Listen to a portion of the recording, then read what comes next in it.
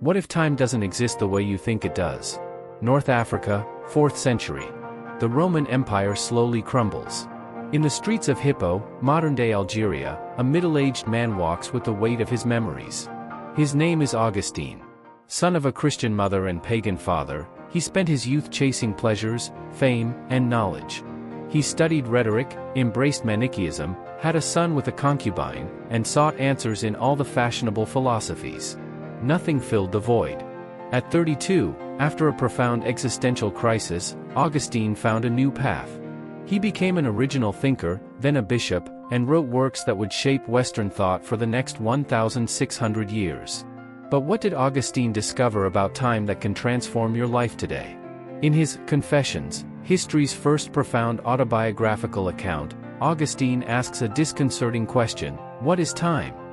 And then observes something extraordinary: if no one asks me, I know. If I want to explain it to someone who asks, I don't know.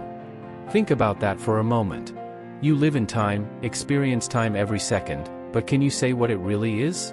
Augustine realized something revolutionary. The past no longer exists, the future doesn't yet exist, and the present is an instant so brief that we can barely grasp it before it becomes past. So where is time? How do we measure something that seems not to exist? His answer was radical: time exists primarily in the human mind. It is in you, my spirit, that I measure time, he wrote. The past exists as memory, the future as expectation, and the present as attention. Time is not an objective external reality, but a subjective internal experience. This discovery has profound implications for your daily life in our hyper-connected, always-on modern world.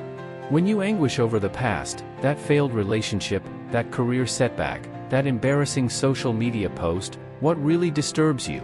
It's not the past itself, which no longer exists, but your present memory of that past. Augustine would say, you're not trapped by what happened, but by the story you tell yourself about what happened. Try this Augustinian exercise: choose a painful memory. Now, ask yourself, how can I retell this story in a way that liberates rather than imprisons me? Not to deny reality, but to find meaning and growth where before you saw only loss. When you worry about the future, that job interview, that medical test result, that uncertain economic outlook, what really troubles you? It's not the future itself, which doesn't yet exist, but your present expectation of that future. Augustine would suggest, you don't fear what will come, but the story you tell yourself about what will come. Try this practice. When anxiety about the future arises, ask yourself, is this expectation serving me? Can I create a different expectation that prepares me without paralyzing me? And what about the present that slips away so quickly? Augustine observed that our attention is often divided: body in a meeting, mind on social media; body with family, mind on work emails. He called this distentio animi, the distension of the soul between past, present, and future. The solution? Intentio, the concentration of the soul in the present moment.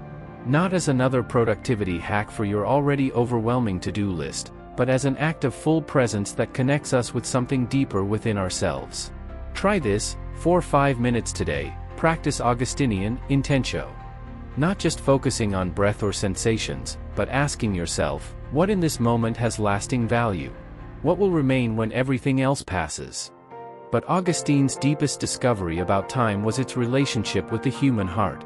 In his famous observation, "Our hearts are restless until they rest in you," he realized that our temporal restlessness, the feeling that time always escapes, that we never have enough, reflects a deeper restlessness.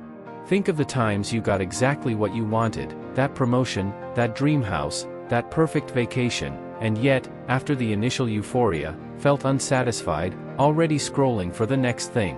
Augustine would say this isn't a flaw, but a sign. Your heart seeks something that transcends the temporal.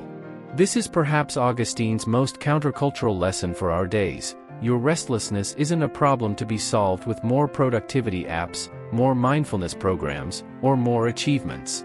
It's a call to recognize that you seek something beyond momentary satisfactions. How to apply this today? Try this exercise. Identify something you intensely desired and finally obtained. Remember how long the satisfaction lasted before a new desire arose?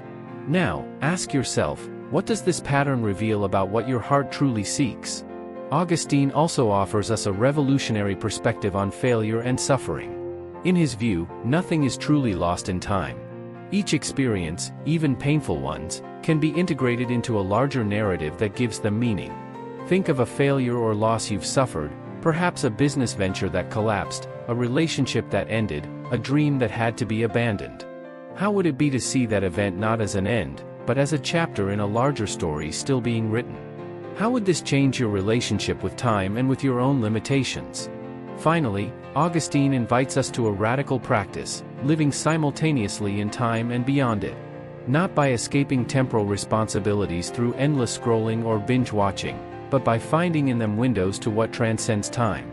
For Augustine, certain realities, love, truth, goodness, beauty, are not subject to time's corrosion. When you touch them, even briefly, you touch something eternal within yourself.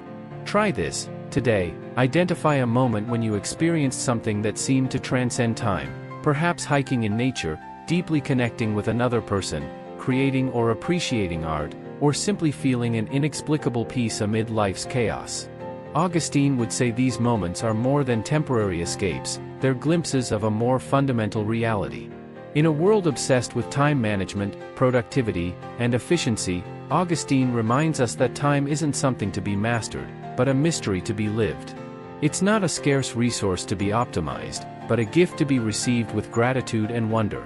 Tomorrow, when you wake up, remember, each moment contains more than itself.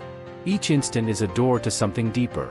And your restless heart, far from being a problem, is your most reliable compass, always pointing to what isn't lost when time passes.